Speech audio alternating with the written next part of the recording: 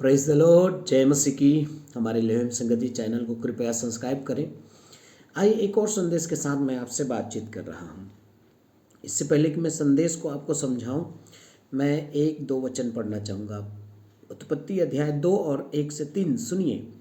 यों आकाश और पृथ्वी और उसकी सारी सेना का बनाना समाप्त हो गया और परमेश्वर ने अपना काम जिसे वह करता था 7वें दिन समाप्त किया और उसने अपने किए हुए सारे काम से 7वें दिन विश्राम किया। और परमेश्वर ने 7वें दिन को आशीष दी और पवित्र ठहराया, क्योंकि उसने उसमें सृष्टि की रचना के सारे काम से विश्राम लिया। अब इस प्रकार हम इस वचन को पढ़ते हैं 1 और 2 वचन में, तो परमेश्वर जो है 7वें दिन क्या किया? विश्राम किया। विश्राम क्या है? अंग्रेजी में से हम रिलैक्सेशन बोल सकते हैं, रिलैक्स होना, रेस्ट लेना, रेसेस लेना, या हिंदी में हम यूँ कहें विश्राम का अर्थ होता है आराम या अवकाश। कैसा आराम?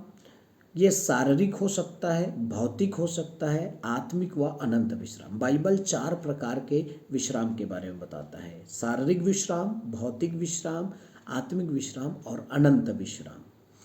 यदि मैं आपको कहूँ बाइबल में से एक और वचन, इब्रानियों की पत्री और अध्याय 4 और उसके पहले पद से मैं पढ़ रहा हूँ। इसलिए जबकि उसने विश्राम में प्रवेश करने की प्रतिज्ञा अब तक, जबकि उसके विश्राम में प्रवेश करने की अब तक प्रतिज्ञा अब तक है, तो हमें डरना चाहिए ऐसा ना हो कि हम उस विश्राम से हम में से कोई वंचित रह जाए।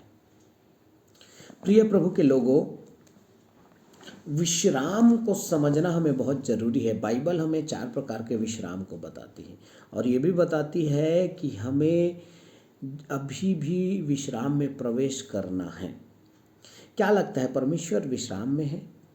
उसने अपने काम से विश्राम लिया, तो क्या अभी भी परमेश्वर विश्राम में है? नहीं। यीशु मसीह ने कहा, मेरा पिता काम करता है और मैं भी काम कर रहा हूँ। यूहन्ना 5 अध्याय उसके 15 और 16 वचन और 17 वचन को आप पढ़ेंगे तो आपको पता चलेगा यीशु मसीह कहता है कि मेरा पिता काम कर रहा है अब तक और मैं भी काम करता हूँ। परमेश्वर विश्राम नहीं लिया। आइए हम बाइबल के अनुसार विश्राम को समझने का प्रयास करें।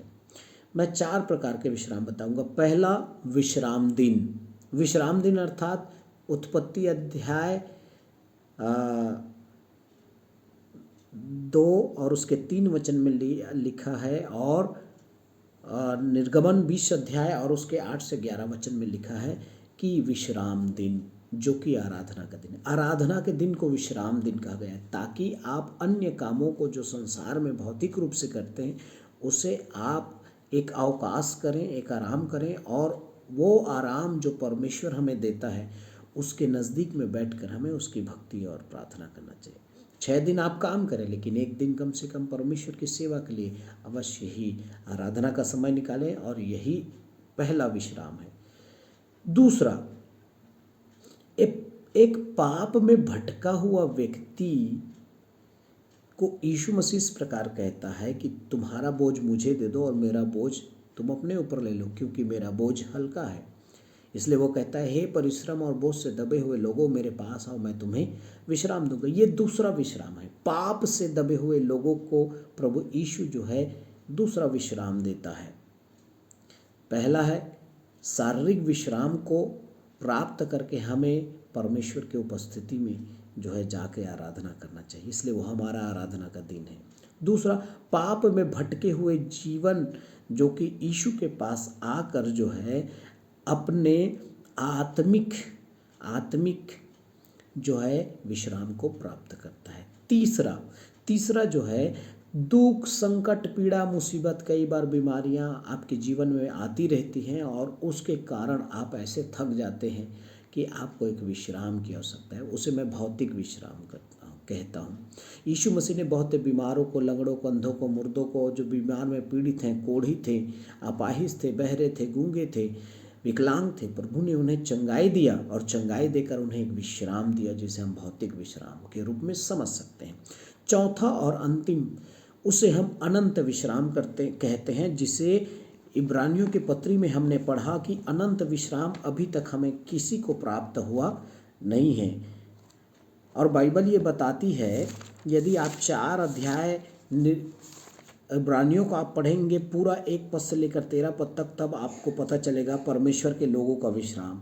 इसलिए जब तक कि उसके विश्राम में प्रवेश करने की प्रतिज्ञा अब तक है, तो हमें डरना चाहिए, ऐसा ना हो कि तुम में से कोई जन उससे वंचित रह जाए। देखिए, प्रतिज्ञा अभी भी है हमारे लिए विश्राम की, क्योंकि अभी भी हमने प्रवेश नहीं किया है। एक और विश्राम, जिसे अनंत विश्राम कहते हैं। पहली, आराधना का दिन विश्राम, जिसे हम शारीरिक विश्राम लेकर जो है आराधना में प्रवेश करते हैं। दूसरा, पाप में भटके हुए जीवन का विश्राम, जिसे मैं आत्मिक विश्राम कहता हूँ, जो यीशु के पास आकर प्राप्त करता है, जो यीशु के पास आकर प्राप्त होता है।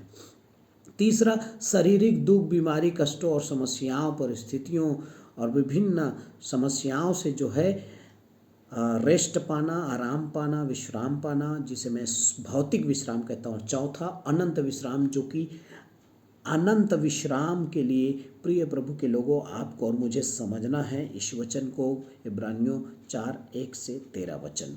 अनंत विश्राम को हमें समझना है, तो हमें ये सारे वचन को पढ़ना बहुत जरूरी है। अनंत विश्राम क्या है? अनंत विश्राम इस संसार को सदा के लिए छोड़कर मसीह के साथ स्वर्ग में निवास करना ही अनंत विश्राम है। प्रभु यीशु मसीह विश्राम का प्रभु है। लूका 6:5 पद, मरकुस 2:27 और 28 पद आप पढ़ेंगे तो यीशु मसीह जो है विश्राम का प्रभु है। प्रिय प्रभु के लोगों, आपको याद रखना चाहिए, अपने विश्वास, परिश्रम और अपने भक्ति को लगातार प्रभु में बनाए रखें, ताकि उस अनंत विश्राम में आप प्रवेश कर सकें। कई लोग इस विश्राम में प्रवेश अभी तक नहीं किए हैं और कई लोग हो सकता है इस विश्राम से छूट जाएं, लेकिन मैं आप सभी को प्रोत्साहित करूंगा, मसीह के अनंत विश्राम के लिए अपने आप को तैयार करते रहें। आराधना के विश्राम में भी प्रवेश करें, मसीह के उस आत्मिक विश्राम में भी प्रवेश करें।